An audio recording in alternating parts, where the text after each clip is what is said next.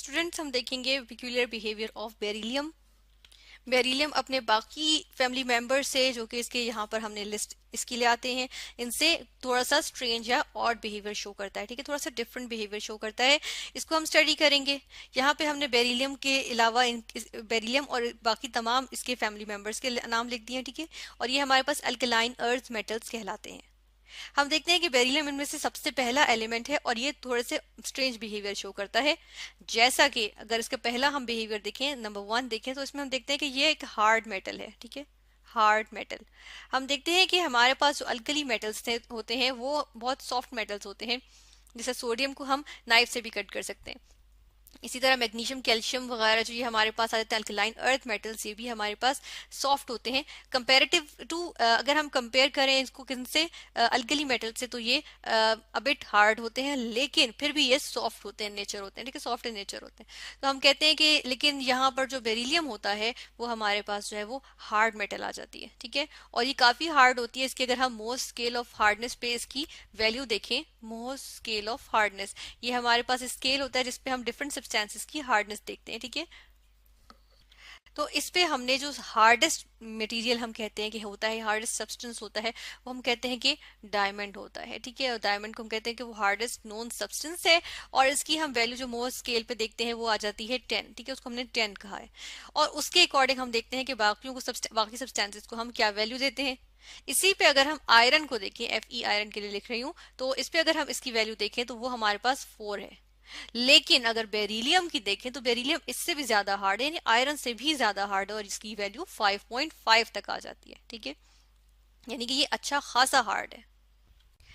इसके अलावा हम एक और यहाँ पर प्रॉपर्टी देखते हैं जो बाकियों से थोड़ी सी स्ट्रेंज होगी, और वो हो जाती है higher melting and boiling point. ठीक है, मैं यहाँ लिख देती हूँ higher melting point and boiling point. ठीक है, मेल्टिंग एंड बॉइलिंग पॉइंट्स जो होते हैं वो हाई होते हैं, हायर होता है किसका, बेरिलियम का। ठीक है, और मैग्नीशियम वगैरह इनके जो है वो अबिट लोअर होते हैं एज कम्पेयर टू बेरिलियम। ठीक है ना, तो बेरिलियम का जो है वो ज्यादा हाई होता है। और इसकी हम देखते हैं, अगर यहाँ पे रीजन देखें तो उसकी वजह ये आ जाती है कि ये हमारे पास क्या होता है, सबसे छोटा एलिमेंट है किसका, सबसे छोटी मेटल है किसकी, ये अल्कलाइन अर्थ मेटल्स की। ठीक है, तो ये सबसे छोटा एलिमेंट आ जाता है अपनी फैमिली का। तो हम कहते हैं कि अगर इसकी हम यहाँ पर इसकी हम देख लेते हैं कि इसका साइज क्या होता है, तो वो हमारे पास आ जाता है 105 पिकोमीटर। इसके कंपैरेटिवली अगर हम मैग्नीशियम का देखें तो वो आ जाता है 145 पिकोमीटर। ठीक है, यानी कि मैग्नीशियम भी इससे बड़ा है। और हम देखते हैं कि एक ग्रुप में हम डाउन डाउन ग्रुप जाएं, तो ऊपर से नीचे जाएं, तो हम देखते हैं कि साइज जो है वैसे ही इंक्रीज कर रहा होता है। तो बेरिलियम सबसे छोटा आ गया। अब छोटे से एटम होने की वजह से क्या होता है कि न्यूक्लियस जो है तमाम इलेक्ट्रॉन्स को बहुत हम कहते हैं कि स्ट्रांगली होल्ड करके रखता है, जिसकी वजह से मेटल भी हार्ड है। और हम देखते हैं मेल्टिंग एंड बॉइलिंग पॉइंट, क्योंकि उसके बाद जब हम देखते हैं ना कि हमारे पास एक मेटल के टुकड़े के अंदर जो है वो एटम्स जो है वो इस तरह से अरेंज होते हैं, क्योंकि सॉलिड है ना, तो हार्ड है। हार्ड होने का मतलब है कंपैक्ट है। ठीक है, चीज कंपैक्ट आ जाएगी तो उसका मतलब है कि उसके अंदर जो है उसके एटम्स जो है उनके वो स्ट्रांगली बॉन्डेड है। जब एटम स्ट्रांगली बॉन्डेड होंगे तो हम देखते हैं कि उनके दरमियान जो है वो मेल्टिंग और उनको तोड़ना जो है उनको दूर करना, एक दूसरे से इनकी बॉन्डिंग को लूज करना मुश्किल होगा। इसलिए हम कहते हैं कि इनकी जो मेल्टिंग एंड बॉइलिंग पॉइंट है वो भी क्या होते हैं, हमारे पास हायर होता है। ठीक है, और छोटे एटम होने की वजह से ही हम देखते हैं कि जो इसकी इलेक्ट्रोनेगेटिविटी है, यहाँ पर इलेक्ट्रोनेगेटिविटी को भी डिस्कस करते चलें। इलेक्ट्रोनेगेटिविटी अगर देखें तो इसकी आ जाती है, यानी बेरिलियम की 1.57, जो कि पॉलिंग स्केल पे हम देखते हैं। ठीक है, और अगर हम मैग्नीशियम की अगर देखें तो वो हमारे पास 1.31 आ जाती है। ठीक है, तो देखिए इलेक्ट्रोनेगेटिविटी भी और डाउन द सीरीज जाते हुए वो भी हमारे पास क्या कर रही होती है, डिक्रीज कर रही होती है। तो हम देखते हैं कि ये चीज जो है वो हमारे पास डाउन द सीरीज जाते हुए डिक्रीज कर रही है, DEC लिखेंगे डिक्रीज के लिए। और हमने देखा था कि जो हमारे पास साइज था वो क्या कर रहा था, इंक्रीज कर रहा था। ठीक है, खैर हम वापस आते हैं इलेक्ट्रोनेगेटिविटी की तरफ, यानी कि इलेक्ट्रॉन्स को, शेयर्ड इलेक्ट्रॉन पेयर को अपनी तरफ खींचने की सलाहियत, या दूसरे इलेक्ट्रॉन्स को अपनी तरफ खींचने की सलाहियत। ठीक है, यूजुअली हम यहाँ बात जो करते हैं, मोस्ट ऑफ द टाइम जो बात करते हैं वो शेयर्ड इलेक्ट्रॉन पेयर्स को अपनी तरफ खींचने की बात करते हैं।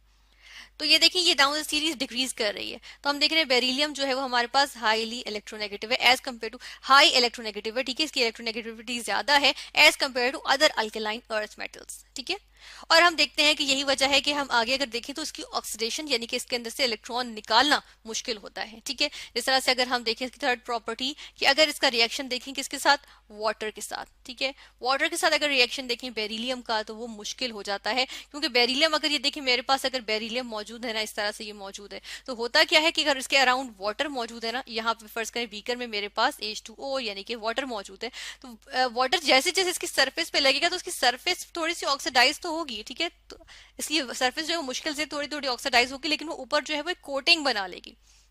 ठीक है, जहां जहां से इंटरेक्शन होगा वहां से कोटिंग बन जाएगी, और ये कोटिंग किस चीज की होगी, ये बेरिलियम ऑक्साइड की कोटिंग होगी।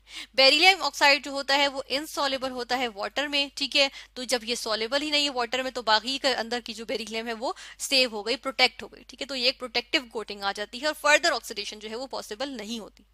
ठीक है, अगर हम वाटर जो है वो स्टीम की फॉर्म में भी यूज कर लें, H2O को हम स्टीम की फॉर्म में भी यूज कर लें, वाटर हो या स्टीम हो, तब भी जो है वो हम देखते हैं बेरिलियम जो है वो ऑक्सीडेशन इसकी मुश्किल है। ठीक है, नहीं होती।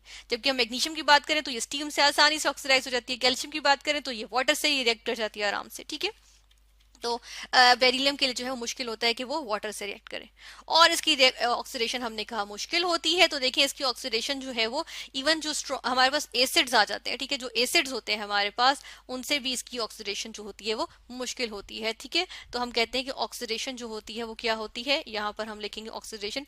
ऑक्सीडेशन हमने कहा लॉस ऑफ इलेक्ट्रॉन, जबकि ये तो इलेक्ट्रोनेगेटिव है, हाई इलेक्ट्रोनेगेटिविटी इसकी as compare to other alkaline earth metals, तो वो क्या होती है, हम देखते हैं ऑक्सीडेशन इसकी डिफिकल्ट होती है। ठीक है, लेकिन हम ये देखते हैं कि स्ट्रॉन्ग एक और इसका बिहेवियर जो ऑड बिहेवियर है या स्ट्रेंज बिहेवियर है, वो ये आ जाता है कि ये हम देखते हैं कि अल्कलीज से रिएक्ट करती है। ठीक है, अल्कलीज से इसका रिएक्शन पॉसिबल होता है, किसका, बेरिलियम का।